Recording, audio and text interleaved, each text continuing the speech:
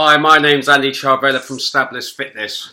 Right then, today what I'm going to talk about is understanding what you should be doing in the gym to maximise your results. I did do a post about this a couple of days ago on Facebook, but I just want to talk through it so you fully understand. Well, I've spent thousands of hours in the gym training clients, observing people train themselves, as well as studying continuously to understand our complex bodies and why we need to get it right when it comes to our goals. When most people want to lose body fat, or a lot of people say weight, or gain muscle, they either cut the calories severely or eat the wrong foods that are not going to be a benefit to them in the long term.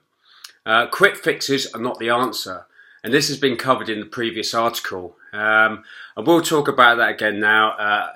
There's a lot of different diets and fads out there, and people jump on them. They get great results. Their friends jump on them.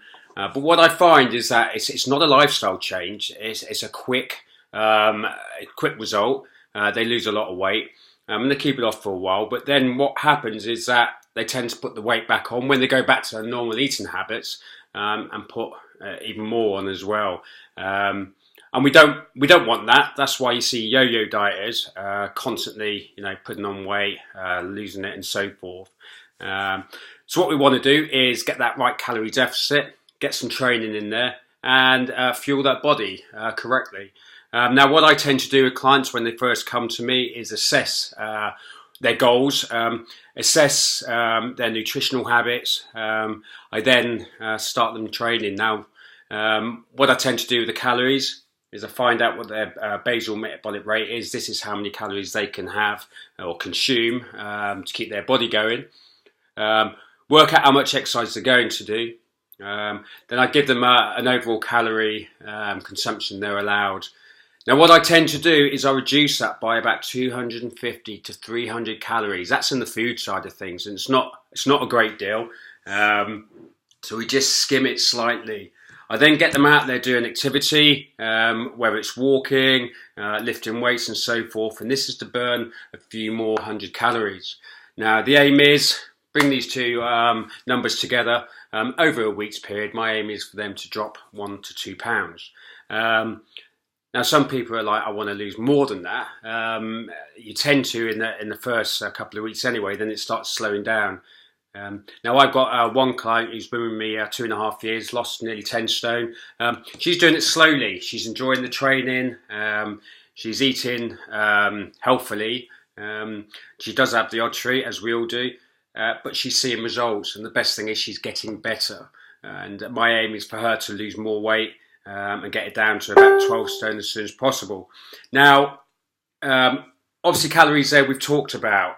Now what I want to go on to is the training side, okay? Like when most people want to lose weight, as mentioned, they tend to go in the gym and spend a lot of cardiovascular time, so on the running machines and so forth, okay? Many believe this is right. Now, this type of continuous training may cause harm in the long run. When you take each stride, you're putting about 5 times your body weight onto the joints. And if you started running significant distances without ample calorie intake, muscle atrophy, which is wastage of muscle, may happen. We want muscle in the body, guys, as it fires up our metabolism, which in turn allows us to burn more energy at rest and gives you the great shape you've always wanted. Now, I've been in the fitness side of things now for, I don't know how long, I'm 43 now, so I've been running since about the age of 13, 14. I stopped all this long distance running and that recently. The reason being, I've started to get knee problems, some hip problems, which I knew would come about with all the training I did in the armed forces and so forth. But what I have noticed since doing all this strength training is that I've become incredibly stronger, and my shape's changed as well. My body fat's gone down. And the funny thing is I put weight on. Now, I know you ladies out there are like, I don't want to put weight on. It's not about weight, it's about body fat. Okay, pound of body fat, pound of muscle, simple as. Okay, and what I want to do with you guys is obviously trim you up. So the pound of muscle, which is tighter, okay, looks good on you, opposed to the pound of fat, which is obviously bigger on your body. All right. Now, If you go out and run, don't take in enough calories. Not only can you cause problems on the joints as mentioned, but that take away the muscle. Okay, and we don't want that because then obviously there's body fat in there, and you lose the shape that you want. Believe it or not, just being active, daily walking and long walking on the weekends is a great way of keeping up your daily activity. I just think years and years ago, there wasn't washing machines, tumble dryers, things like that. Okay, believe it or not. So we used to do a lot of hand washing, going in the garden, putting the washing out. Used to walk to the shops, walk to school. I know, most certainly know, when I was in the 80s, I used to go out and climb trees, play out and so forth. Now what's happening with the generation nowadays, the children, they've got mobile phones, they've got Facebook, Instagram, you name it, PlayStations. And they're getting out there and they're using all this in their rooms or around their mates, but they're not getting out and running around like we used to. So obesity in children is going up. Obesity in adults is going up. Okay, and it's putting a strain on the NHS, and not only that, it's causing early deaths, it's causing type 2 diabetes, it's causing a whole array of problems, which we certainly don't want to happen. Okay, so just getting out there and walking 20-30 minutes a day is better than not doing anything. Okay, right then, let's move on. When I train clients, I like to mix it up, but my main effort is to get clients lifting heavy weights with a steady progressive overload program and a nutritional plan that is targeted for them and their goals. Okay, so as mentioned before, I'll find out what calories they should be taking on. I'll give them a program. Now, if they want to build muscle, as some men do, and they want to build up, then I give them more calories of good stuff. Now, some of the guys come to me within 3 to 4 weeks to put on about 14 pounds in weight, which they love. If you tell a female you're going to put 14 pounds of weight on us, they're not overly impressed. But my aim is to get muscle in there for both sexes. Now, the gym can be a minefield to many, but a simple 3 to 4 day program mixing up between myofibrillar and sarcoplasmic hypertrophy training, sticking to the main compound moves, can change that. Now, compound exercises are the ones that involve more than one muscle group, like squats, bench press, deadlift, and so forth.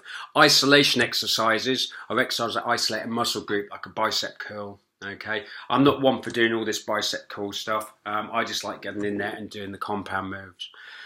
Right, let's look at the difference between myofibrillar hypertrophy and sarcoplasmic hypertrophy and why we need to get it right. Right then, myofibrillar hypertrophy. Myo means muscle, and a fibril is a thread-like cellular structure. Myofibrillar hypertrophy then refers to an increase in size and number of the individual muscle fibers, which are made up of protein that can contract. Okay, so you've got a muscle fiber there.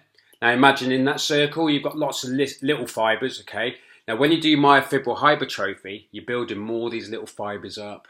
Okay, allowing you to become stronger and building the muscle up. Now, sarcoplasmic hypertrophy, sarco means flesh and plasmic refers to plasma, which is a gel-like material in a cell containing various important particles for life. Sarcoplasmic hypertrophy would be an increase in the volume of the fluid, non-contractile components of the muscle, glycogen, collagen, water, minerals, etc. Glycogen is made up and stored primarily in the cells of the liver and the muscles, hydrated with 3 or 4 parts of water. In other words, these guys in the gym who swell up and look all bulked, that's what they're doing. Okay, so they're working at a different rep range to strength trainers, and they're putting fluid in there as well as building muscle. Okay, so strength training then. When completing strength training, it's good to mix it up between myofibrillar and sarcoplasmic hypertrophy. A contraction of 80 to 90% of the 1 rep max for 3 to 6 reps will cause myofibrillated hypertrophy, and a lower percentage of around 8 to 12 reps will hit sarcoplasmic hypertrophy. In other words, what I tend to do with clients as they come into the gym, I've got to start building them up progressive. Okay, progressive overload. So they start at about 12 rep range, 12 to 15. Then we bring it down to 8 to 10. Then my goal is to get them down to 6. Once I can start lifting between 3 and 6 reps, okay, I then mix it up. So they do a 3-day program. A Monday they do higher reps, a Wednesday 5 by 5, a Friday down to 3 reps. Okay, so they're changing it every other day and keeping their body surprised. Okay, and obviously they'll take supplementation, a good nutritional program with that as well to keep them going. Strength training is considered the most important principle behind hypertrophy being growth. So increasing the weight and sets will all have a positive impact on growth. I like to create complex plans that manipulate weight, reps and sets, increasing one while decreasing the other to keep the schedule varied and less repetitive.